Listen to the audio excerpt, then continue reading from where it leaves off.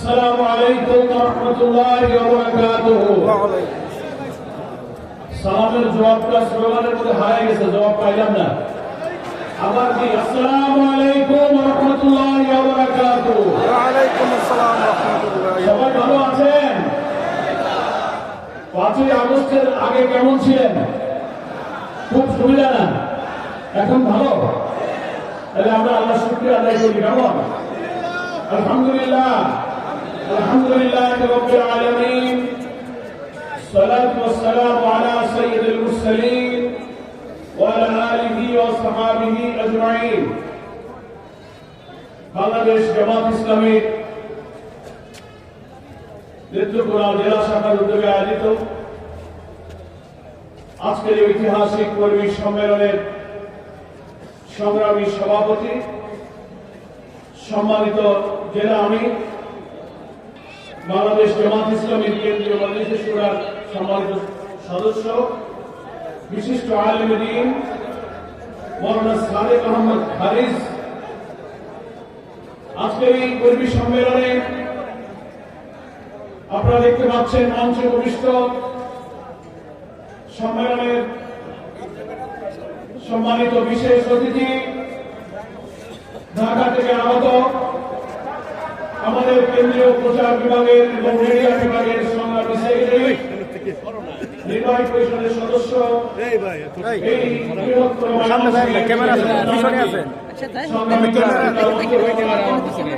আর আমনে যদি কোন কই ক্যামেরা দেখতেছি আমি আটকেতেছি না।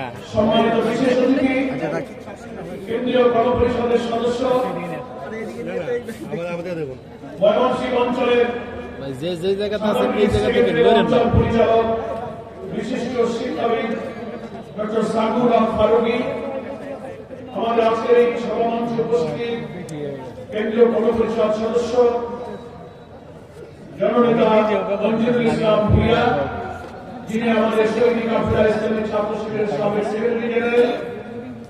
এখানেও উপস্থিত আছেন সম্মানিত অতিথি, এই নেত্রকোনার কৃতি সন্তান, বিশিষ্ট আলেম দ্বীন, তামিলুল মিলাদ কামিল মাদ্রাসার অধ্যক্ষ ডক্টর মুফতি আবু ইউসুফ খান। আপনারা দেখতে পাচ্ছেন এই মঞ্চে উপস্থিত আছেন আমাদের জামাত ইসলামের ময়মনসিংহ সাংগঠনিক অঞ্চল টিমের সদস্যবৃন্দ, পার্শ্ববর্তী জেলা জামালপুর, শেরপুর, কিশোরগঞ্জ সহ বিভিন্ন জেলার সম্মানিত আমির এবং নেতৃবৃন্দ। এখানে আমাদের মাঝে আরো উপস্থিত রয়েছেন বিভিন্ন সমমনা রাজনৈতিক দলের সম্মানিত নেতৃবৃন্দ, উপস্থিত আছেন সাংবাদিক বন্ধুগণ, মুআজ্জাজ উলামায়ে কেরাম এবং এই নেত্রকোনা জেলার 10টি উপজেলা থেকে, দূর দূরান্ত থেকে, সকাল থেকে আজকের এই কর্মী সম্মেলনে যারা কষ্ট করে উপস্থিত রয়েছেন, সেই সম্মেলনে উপস্থিত আমার প্রিয় কর্মী ভাই ও বোনেরা, আপনারা আল্লাহর শুকরিয়া আদায় করেছেন এবং বলেছেন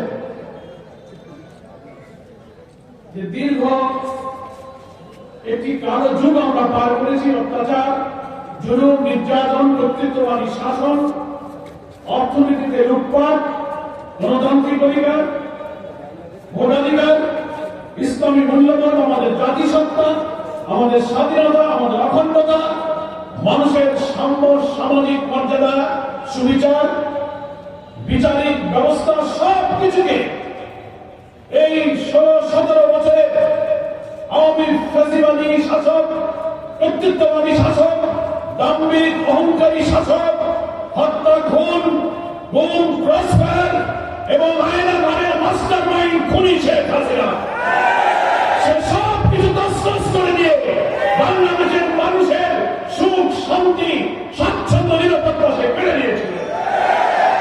কিন্তু আমাদের প্রিয় জন্মভূমি বাংলাদেশের নতুন প্রজন্মের বীর সন্তানেরা এক অসাধারণ অভ্যুত্থানের মধ্য দিয়ে সেই কর্তৃত্ববাদী ফ্যাসিবাদী শাসনের অবসান ঘটিয়েছে। আমরা সেই মহান আল্লাহ তাআলার কাছে শুকরিয়া আদায় করব, যিনি 18 কোটি মানুষের এই কলিজার টুকরা সন্তানদেরকে বুকের মধ্যে অদম্য সাহস দিয়েছিলেন, মৃত্যু ভয় চেতনা দিয়ে ফ্যাসিবাদের বুলেটের সামনে আবু সাইদ বন্ধুরা বুক পেটে গুলি খেয়ে হাসিনাকে পরাজিত করে বাংলাদেশকে বিজয়ী করেছিল। আমাদের আজকে নেত্রকোনার এই মুক্তারপুর মাঠের ঐতিহাসিক কর্মী সম্মেলনে, এই বিশাল সম্মেলনে আমি শুনতে পেরেছি সভাপতির কাছে, নেত্রকোনার ইতিহাসে এটি হচ্ছে জামাতের সবচেয়ে বড় কর্মী সম্মেলন। আপনারা কি এর আগে এত কর্মী সম্মেলন করতে পেরেছেন? 5 জন লোক বাসায় বসে জামাতের লোকেরা কথা বলতে পারে না, কি বলেন ঠিক কিনা? বলে নাশকতা ষড়যন্ত্র করতেছে, বাসার থেকে ধরে নিয়ে হাতে বোমা নিয়ে মামলা দিয়েছে, মিছিল করা যায়নি, মিটিং করা যায়নি, অফিস বন্ধ।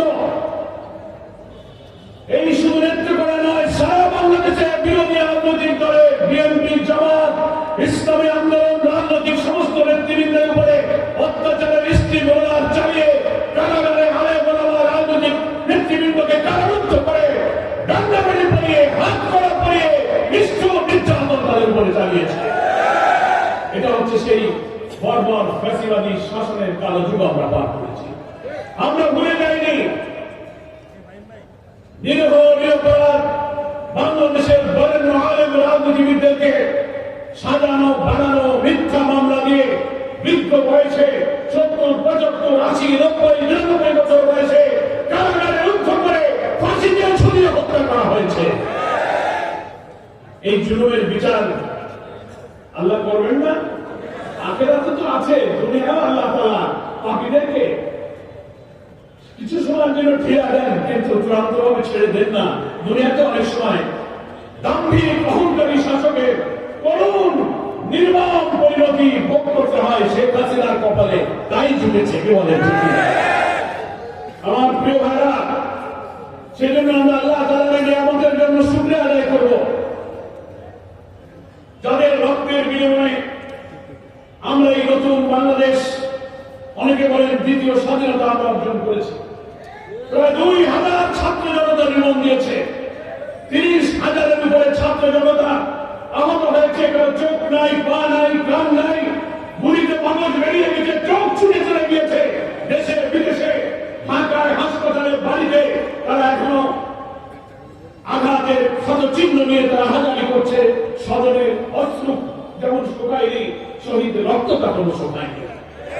ফলে এই নতুন অর্জিত স্বাধীনতা, এই নতুন বাংলাদেশের নির্মাণের পিছনে যাদের রক্ত ছিল, যাদের অবদান ছিল, আত্মত্যাগ ছিল, আজকের এই নেত্রকোনার এই কর্মী সম্মেলন, সারা বাংলাদেশে আমরা রাজনৈতিক দলের নেতৃবৃন্দ অবাধে বাধাহীন পরিবেশে সভা সমাবেশের যে অধিকার পেয়েছি, যে মুক্ত জীবন পেয়েছি, মহান আল্লাহর রহমত আর এই সব সোনার সন্তানদের এবং কোরবানি শরীরের পিছনে ঐতিহাসিক অবদান।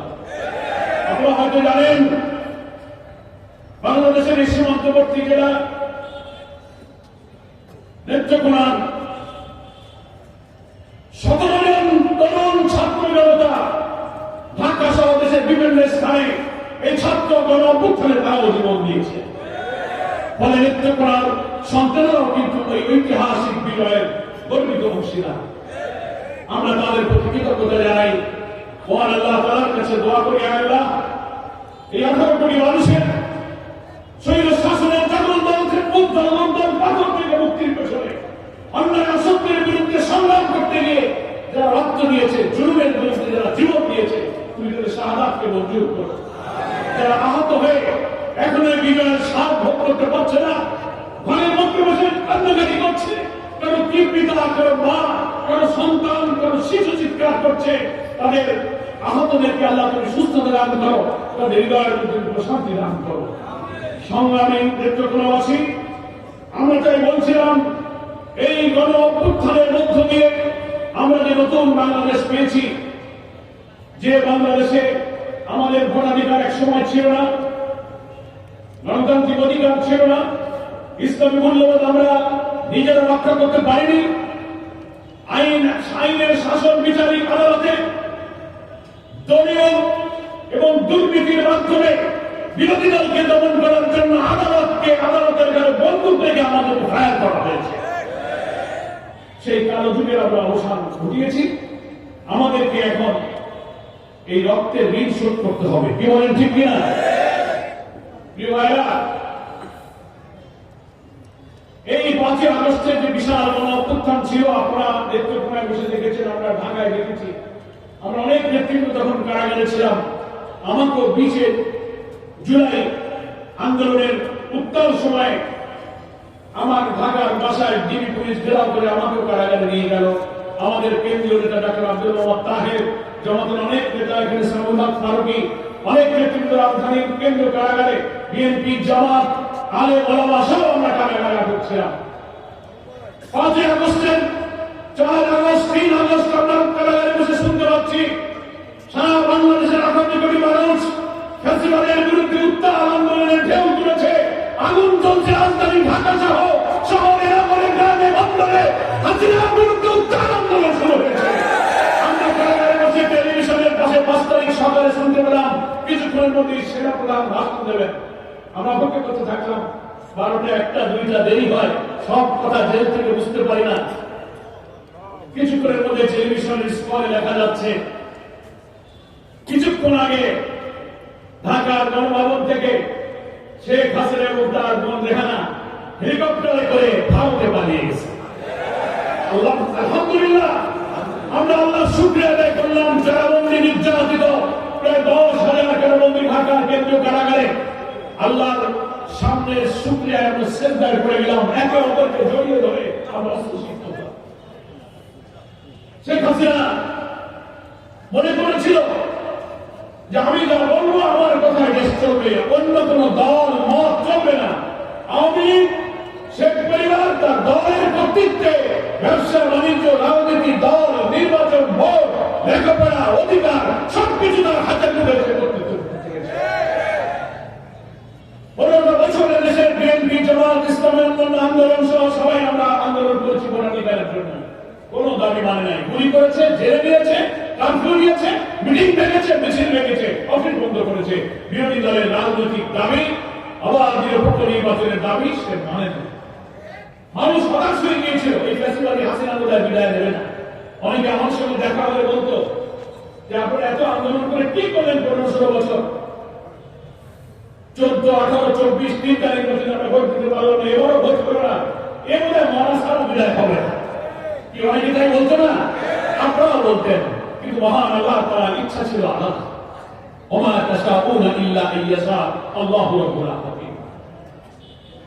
তোমাদের কোন ইচ্ছাই পূরণ হয় না আল্লাহ তাআলা যখন ইচ্ছা না করেন।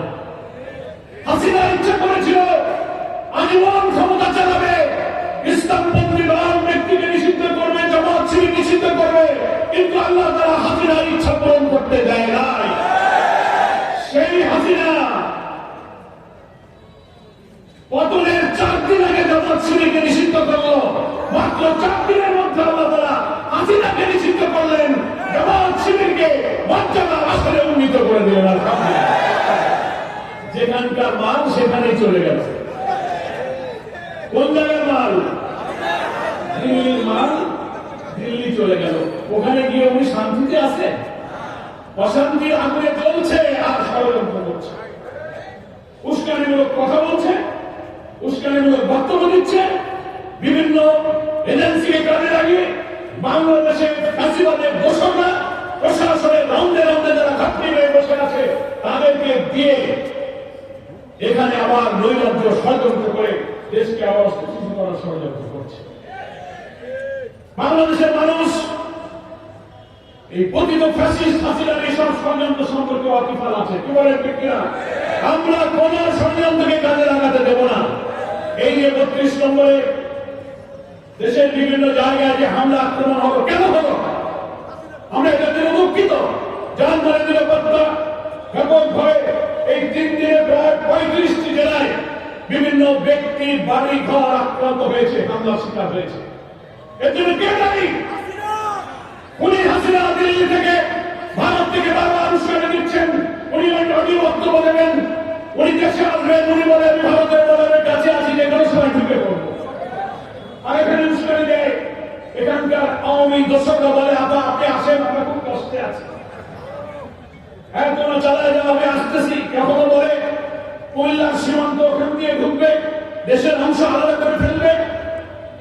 দুঃখজনক ভাবে ভারতের শাসক বিজেপি সরকারের মন্ত্রী মিনিস্টার বংশের বক্তব্য নিয়ে বাংলাদেশের ফেস্টিভ্যালের মাস্টার মাইন্ড খুনি হাসিনা, যার বিরুদ্ধে মানবতা বিরোধী অপরাধের ট্রাইব্যুনাল থেকে ওয়ারেন্ট জারি করা হয়েছে, 200 অধিক মামলা তার নামে হয়েছে, ইন্টারপোলে ওয়ারেন্ট দেওয়া হয়েছে।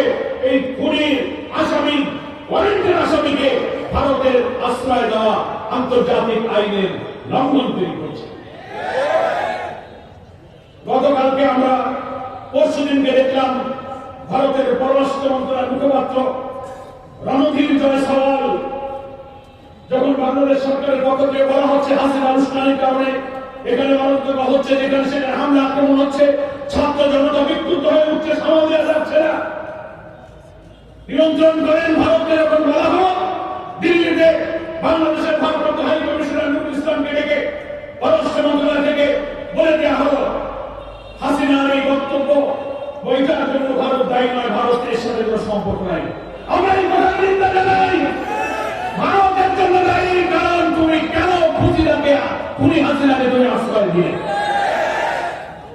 আর ভারত থেকেই তো ভারতের প্রযুক্তি ব্যবহার করে শেখ হাসিনা এইসব বক্তব্য দিচ্ছে, কি বলেন ঠিক কিনা? ফলে পররাষ্ট্র মন্ত্রণালয়ের মুখপাত্র জয়সওয়াল, আপনি যে বক্তব্য দিচ্ছেন হাসিনার বক্তব্যের সাথে ভারতের কোনো সম্পর্ক নাই, এই কথাটা অসত্য কথা। বিশ্বের এত বড় একটা গণতান্ত্রিক দেশ বলে পরিচিত দেশে পররাষ্ট্র মন্ত্রণালয়ের মুখপাত্রের এই বক্তব্যের সাথে ভারতের রাষ্ট্রীয় নীতির কোন মিল নেই। এর জন্য ভারতের পররাষ্ট্র মন্ত্রণালয় আমরা কোন রাষ্ট্র, কোন দেশ, কোন জনগণকে দায়ী করি না, কিন্তু ভারত শাসন করছে যে বিজেপি চরম সাম্প্রদায়িক প্রতিক্রিয়াশীল একটি রাজনৈতিক দল হচ্ছে বিজেপি। তার শাসক গোষ্ঠী শেখ হাসিনাকে প্রশ্রয় দিয়ে বাংলাদেশে আরেকটি সাম্প্রদায়িক দাঙ্গা বাঁধিয়ে নৈরাজ্য সৃষ্টি করে হাসিনাকে আবার এখানে আমরা ষড়যন্ত্র করছি।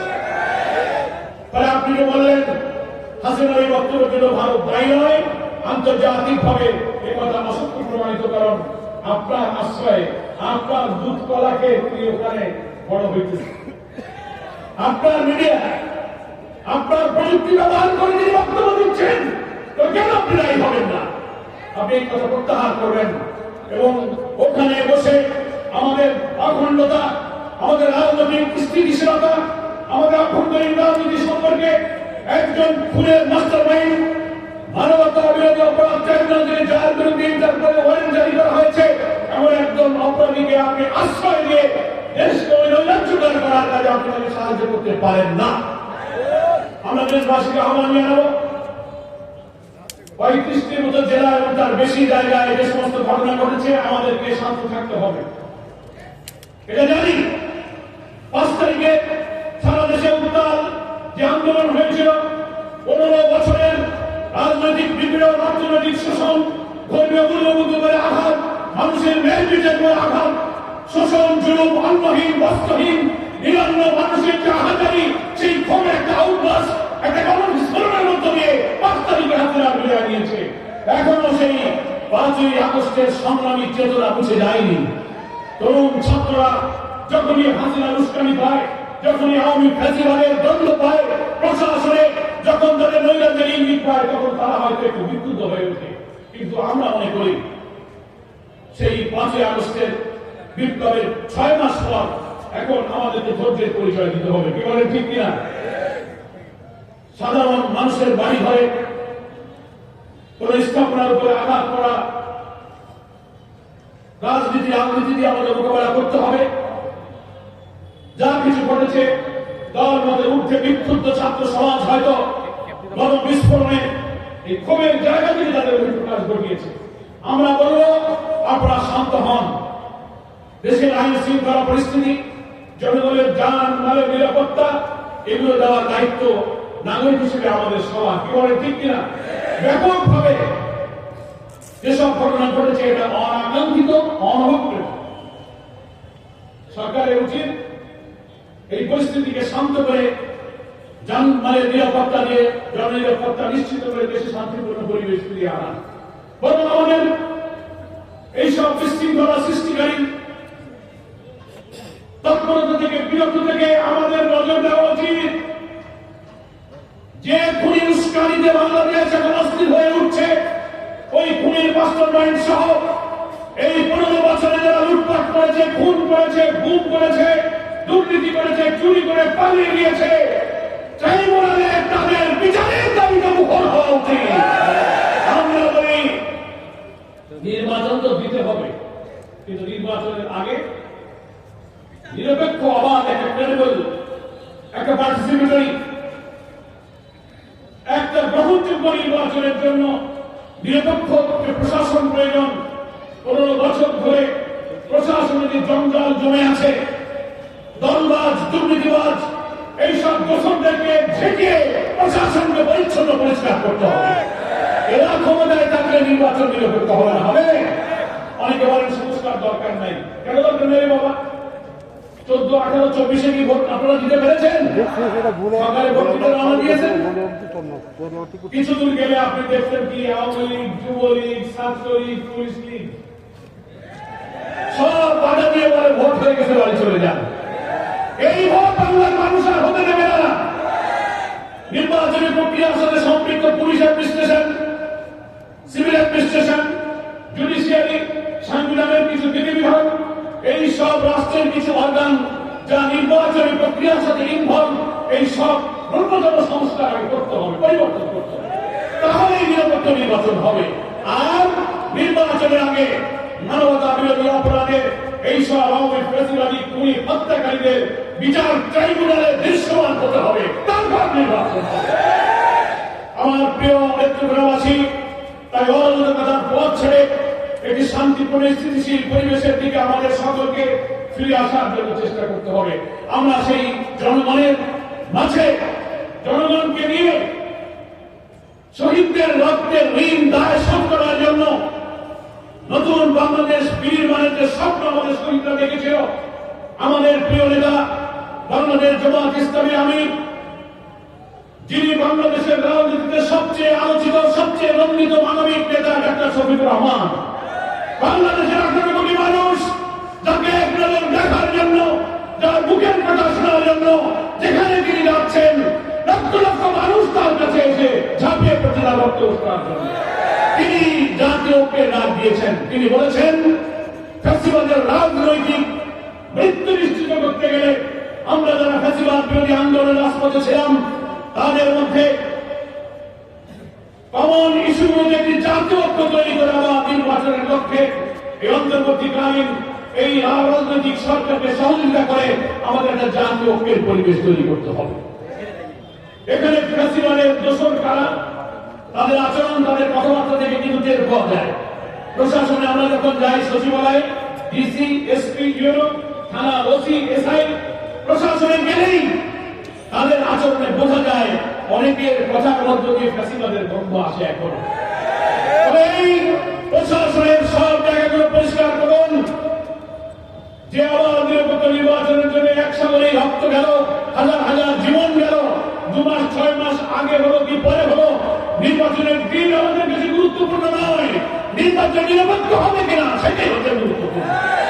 আমরা যদি 15 বছর অপেক্ষা করতে পেরে থাকি, তো 2 মাস 6 মাস আগে হবে কি পরে হবে, প্রশাসনকে পরিচ্ছন্ন করে সংস্কার করে নির্বাচন করতে যেটুকু টাইম লাগবে, জামাত ইসলামী সেই সময় দিতে প্রস্তুত আছে। আমরা তাড়াহুড়োর পক্ষে নই, কি বলেন ঠিক কিনা? আমরা ডক্টর প্রফেসর ইউনূস অন্তর্বর্তীকালীন সরকারের প্রধানকে বলতে চাই, আপনি নির্বাচনের জন্য যে সম্ভাব্য একটা ডেডলাইন আইডিয়া দিয়েছেন, একবার আপনি বলেছেন এই বছরের ডিসেম্বরের মধ্যে হতে পারে, আবার বলেছেন আগামী বছরের অর্থাংশের মধ্যে হতে পারে। ঠিক আছে, আপনার দেওয়া এই ডেডলাইনের মধ্যে সংস্কার সম্পন্ন করুন, খুনিদের বিচার নিশ্চিত করুন, তারপর নির্বাচনের ডেডলাইন আপনি ঘোষণা করুন। সেই নির্বাচনে জামাত ইসলামী এই সরকারকে সহযোগিতা করবে। যদি অন্তর্বর্তীকালীন সরকারের একটি অবাধ, নিরপেক্ষ, গ্রহণযোগ্য, পার্টিসিপেটরি, ইনক্লুসিভ, ক্রেডিবল একটা ইলেকশনের পথে কেউ বাধা তৈরি করে, নতুন নতুন উস্কানি দিয়ে দেশকে অস্থির করতে চায়, বুঝতে হবে এরা ইলেকশনকে বিলম্বিত করার চেষ্টা করছে। এরা আমাদের দেশপ্রেমিক ছাত্র জনতার রক্তের সাথে কিন্তু সম্মান দেখাচ্ছে না, এটা অসৎ উদ্দেশ্য। এই জন্য আমরা সরকার সরকারকে বলছি, জনগণ আপনার সঙ্গে আছে, দেশকে আপনি শান্ত রাখুন। আপনার উপদেষ্টা পরিষদে যারা আছে, আমরা জানি তারা জ্ঞানী বুদ্ধিমান, রাজনীতি আপনারা করেন না, কিন্তু আপনাদের অনেক সিদ্ধান্ত, অনেক পলিসি রাজনীতিকে কিন্তু প্রভাবিত করে। এই দেশেরই মানুষ এখানেই বড় হয়েছেন। এই স্বাধীনতা ৫৩ বছর ধরে কারা সরকার চালিয়েছে, দেশ চালিয়েছে, কাদের আচরণ কি, কাদের চরিত্র কি, কারা যোগ্য অযোগ্য, কারা দলবাজ, কারা দুর্নীতিবাজ, কারা চাঁদাবাজ, সকলকে আপনারা কিন্তু চেনেন।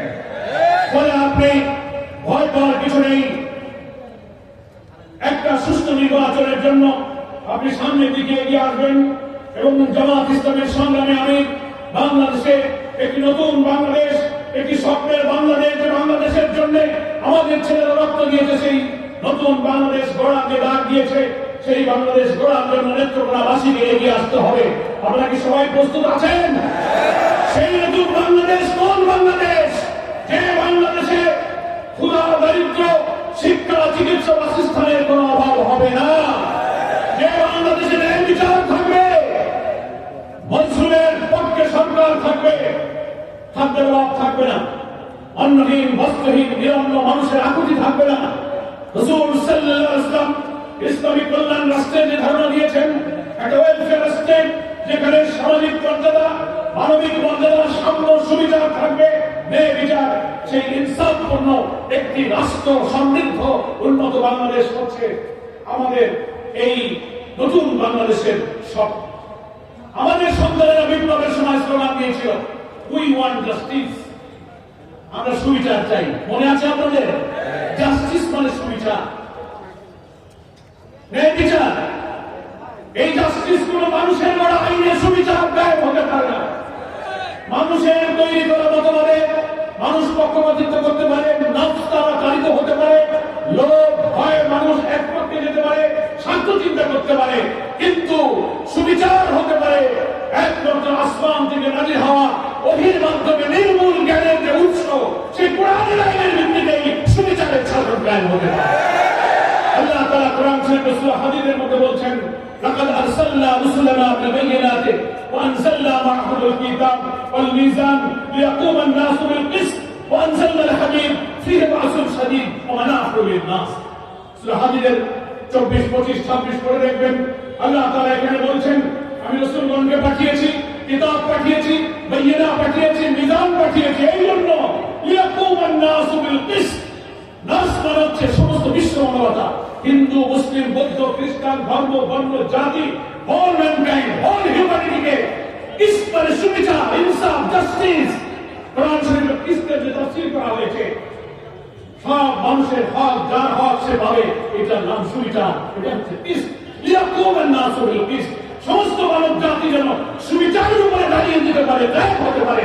এজন্যই রাসূলগণ এসেছে, কিতাব এসেছে, বায়িনা এসেছে, মিজান এসেছে, ওয়ানজালাল হাদীদ, এবং একটা রাষ্ট্র শক্তির উপকরণে হাদীদ শব্দ আল্লাহ ব্যবহার করেছেন, এবং মানবতার কল্যাণ এবং সুশাসনের জন্য এই সুবিচারের ব্যবস্থা আল্লাহ তাআলা কায়েম করতে বলেছেন।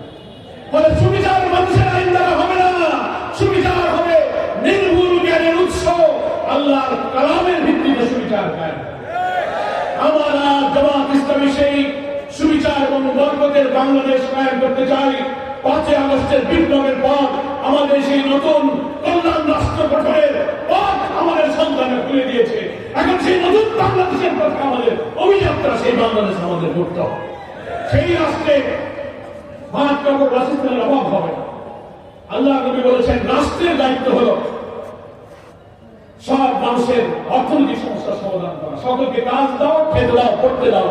যার কাজ দিতে পারবে না, চাকরি দিতে পারবে না, বেকার থাকবে, প্রত্যেক বেকারকে বেকার ভাতা দিতে হবে। এটাই হচ্ছে কল্যাণ রাষ্ট্রের, এটা দিতে হবে। সেই রাষ্ট্রই হচ্ছে কল্যাণ রাষ্ট্র। আল্লাহ তাআলা কোরআন মধ্যে সূরা আরাফের মধ্যে বলেছেন, ওয়ালাউ আন্না আহলাল কুরা আমানু ওয়াত্তাকাউ লাফাতাহনা আলাইহিম বারাকাতিন মিনাস সামাই ওয়াল আরদ। কোন জনপদের মানুষ যদি আল্লাহর উপর ঈমান আনার পর আল্লাহকে ভয় করে, আল্লাহকে জবাবদিহির ভয় করে যদি রাষ্ট্র গঠন করতে পারে, লাফাতাহনা আলাইহিম, আমি সেই জাতির জন্য খুলে দেব বারাকাতিন মিনাস সামাই ওয়াল আরদ, আকাশ এবং পৃথিবীর সমস্ত বরকতের দরজা আমি সেই জাতির জন্য, সেই জনপদের জন্য আমি খুলে দেব। সুবহানাল্লাহি ওয়া বিহামদিহি। ফলে আমরা সেই বরকতের বাংলাদেশ চাই, যে বরকতের বাংলাদেশে আসমান থেকে এবং জমিন থেকে বরকত উত্থিত হবে। শর্ত হলো আল্লাহকে ভয় করতে হবে। রাষ্ট্রপতি, প্রধানমন্ত্রী, এমপি, মন্ত্রী, চেয়ারম্যান, মন্ত্রী, ইউনো, মেম্বার, তারা তাদের দায়িত্ব পালনে আল্লাহকে ভয় করবে, আল্লাহ জবাবদিহিকে ভয় করবে, তাহলে আর কোনো অন্যায় থাকবে না। এটাই হচ্ছে ইসলামী কল্যাণ রাষ্ট্র। আমরা সেই কল্যাণ রাষ্ট্র কায়েমের জন্য জাতীয় ঐক্যের পথে হিন্দুদেরকে আহ্বান জানাই। কারণ অনেক অপপ্রচার করে ইসলামের কল্যাণ রাষ্ট্র হলে হিন্দু ভাইদের বলে অসুবিধা হবে না। আমি হিন্দু ভাই যারা এখানে আছেন তাদের শুভেচ্ছা জানিয়ে বলতে চাই, বিদায় হাজার ভাষণে মহানবী তার রাষ্ট্র শাসনে হিন্দু এবং মুসলিম সব ধর্মাবলম্বীদের এক সাম্য অধিকারের তিনি বাণী শুনিয়ে দিয়েছেন। মুসলিম রাষ্ট্র শাসনের অধীনে সব ধর্মের লোকেরা যারা থাকবে, আল্লাহ নবী বলেছেন তারা হচ্ছে মুসলিম শাসকের ও মুসলমানদের আমানত স্বরূপ। সাংবিধানিক, রাজনৈতিক সমস্ত অধিকার মুসলমানরা ভোগ করবে, ওই রাষ্ট্রের সমস্ত ধর্মের লোকেরা একই অধিকার ভোগ করবে। অনেকে বলে ইসলামী সমাজ হলে তোমরা ধর্ম পালন করতে পারবে না, পুজো করতে পারবে না, মুসলমান হইতে পারবে না। মিথ্যা প্রচার ইসলামের বিরুদ্ধে। তার ধর্ম তার কাছেই থাকবে। তিনি ইসলামের রাজনৈতিক, অর্থনৈতিক, শাসন ব্যবস্থাকে কল্যাণ, সূর্যের আলো যেমন সবাইকে আলো দেয়, আল্লাহর বাতাস যেমন সবাইকে বাতাস দেয়, আল্লাহর কোরআনের বিধান সবাইকে শান্তির বিধান দেবে। অর্থনৈতিক, রাজনৈতিক বিধান সব মানুষের শান্তি নিরাপত্তার বিধান। আপনি আপনার ধর্ম পালন করে ইসলামের রাজনৈতিক, অর্থনৈতিক সুবিধা গ্রহণ করুন। সেজন্য একটি ইসলামের দেশ, কল্যাণ রাষ্ট্রের বিধান, ইসলামের যে সৌন্দর্য, ইসলামী শাসন, খেলাফতের যে বিউটি অফ ইসলাম, ইসলামের সৌন্দর্য, এটাই হচ্ছে নতুন বাংলাদেশের স্বপ্ন। আপনারা কি এই বাংলাদেশ গড়তে রাজি আছেন? আমার প্রিয় ভাইরা, এই নেত্রকোনা আমাদের প্রিয় একটি জেলা, অনেক অনুন্নত। আমি আসার পথে দেখলাম, আমার সৌভাগ্য আজকে যেমন নেত্রকোনার ইতিহাসে প্রথম বড় কর্মী সম্মেলন, তেমনি আমার জীবনে আমি প্রথম আজকে নেত্রকোনায় আসলাম। এটা আমার জন্য বিরাট সৌভাগ্য, আলহামদুলিল্লাহ। কিন্তু দেখলাম রাস্তাঘাট গুলো প্রশস্ত নয়, ছোট ছোট। একটা ডিস্ট্রিক্ট রোডের হাইওয়ে গুলো বড় হওয়া উচিত। এটা একটা পর্যটন জেলা, হাজার হাজার পর্যটক এখানে আসে। সেখানকার রাস্তাঘাট বড় হওয়া দরকার, মহাসড়কের মতো হওয়া দরকার। এখানে মেডিকেল কলেজ, বিশ্ববিদ্যালয়ের উন্নয়ন অগ্রগতির হারটা খুব স্লো, ধীরে চলছে। এগুলোকে উন্নয়ন অগ্রগতির জন্য অন্যান্য বড় বড় জেলার উন্নয়নের সাথে নেত্রকোনার মানুষের অধিকারের ক্ষেত্রে সাম্য সমতা রক্ষা করতে হবে। এখানে কেন অবহেলা, বঞ্চনা আমাদের চলবে না। আমি আপনাদের কাছে তাই বলতে চাই, আসুন আমাদের শহীদদের রক্তের ঋণ শোধ করার জন্য আজকের নেত্রকোনার ঐতিহাসিক কর্মী সম্মেলনে আমার ভাই বোনেরা যারা হাজির হয়েছেন, আজকে থেকে আমরা শপথ করব, আগামী নির্বাচন আমরা নিরপেক্ষ এবং অবাধ করার জন্য সরকারকে সাহায্য করব। এই নেত্রকোনা জেলায় 5টি নির্বাচনী জাতীয় নির্বাচনের আসন আছে। জামাত ইসলামী সিদ্ধান্ত গ্রহণ করেছে বাংলাদেশের 300 আসনে নির্বাচনে প্রার্থী দেওয়ার জন্য আমরা চূড়ান্ত প্রস্তুতি গ্রহণ করেছি। নেত্রকোনার 5টি আসনের জন্য আমাদের প্রার্থী চূড়ান্ত হয়েছে। আমাদের রাজনৈতিক দলগুলোর মধ্যে ঐক্যের প্রচেষ্টা চলছে। ইসলামী দলগুলোর মধ্যে অতীতের যে কোনো সময়ের চেয়ে মতপার্থক্য জায়গায় রেখে মুসলিম উম্মাহর কমন ইস্যুতে আসনগুলোতে একটা নির্বাচনী ঐক্যের পরিবেশ তৈরি করে ঐক্যবদ্ধ নির্বাচনে এবার আমরা মুসলিম উম্মাহর আকাঙ্ক্ষাকে পূরণ করতে চাই। সেই ঐক্যের স্বার্থে আমাদের আমির জামাত বলেছেন, জামাত ইসলামী যদি কোনো ছাড় দিতে হয়, কোনো আসন ছাড়তে হয়, আমাদের নিজেদের মতো করে আসন ছেড়ে দেবি, ইসলামীরা লক্ষ্য কাজ করতে হয়, জামাত তার জন্য প্রস্তুত আছে। আমরা সব আসনে প্রস্তুতি যেমন নিচ্ছি, তেমনি ঐক্যের প্রয়োজনে জামাত যে কোনো ছাড় দিতেও প্রস্তুত আছে। কথা আমার বুঝতে পেরেছেন আপনারা? সেই জন্য ইসলামী দল, ফ্যাসিবাদ বিরোধী রাজনৈতিক আন্দোলন আমরা ছিলাম, সেই সব রাজনৈতিক দলের যে কোনো গ্রহণযোগ্য ঐক্যের পরিবেশ তৈরি হলে একটি ঐক্যবদ্ধ নির্বাচনের মাধ্যমে আওয়ামী ফ্যাসিবাদকে আমরা বাংলাদেশ থেকে রাজনৈতিকভাবে চির বিদায় জানাতে চাই। আসুন, আমি আমার বক্তব্য দীর্ঘায়িত করব না। একটার সময়, আজানের সময় আপনাদের প্রতি আমি কৃতজ্ঞতা জানাই। দূর দূরান্ত থেকে সকালবেলা অনেক জায়গায় সামিয়ানা নাই, রোদে কষ্ট করে দাঁড়িয়ে বক্তব্য শুনছেন, বা আপনারা পাশের কলেজের মাঠে আছেন। আপনাদের মাধ্যমে আপনাদের প্রত্যেকের পরিবারের কাছে আমাদের জামাত ইসলামীর আমিরের পক্ষ থেকে সালাম এবং দোয়ার দরখাস্ত রইল। নেতৃত্ব এই সংগঠন আজকের জাগরণ তৈরি করেছে। এখান থেকে ভিত্তি করে ঘরে ঘরে জনগণকে কল্যাণ রাষ্ট্রের পক্ষে আগামী নির্বাচনে ঐক্যবদ্ধ করার জিহাদ এখন থেকে শুরু হলো। সবাই রাজি আছেন? আমার আল্লাহ তাআলার কাছে আমাদের দুনিয়া আখিরাতের সমস্ত কল্যাণ কামনা করে এই সম্মেলনের সফলতার জন্য আল্লাহ শুকরিয়া আদায় করে আমি আমার বক্তব্য শেষ করছি। ওমা তাওফীকি ইল্লা বিল্লাহ, হাযা মা ইনদি ওয়াল ইলমু ইনদাল্লাহ, আলাইহি তাওয়াক্কালতু ওয়া ইলাইহি উনীব। আসসালামু আলাইকুম ওয়া রাহমাতুল্লাহি ওয়া বারাকাতুহু।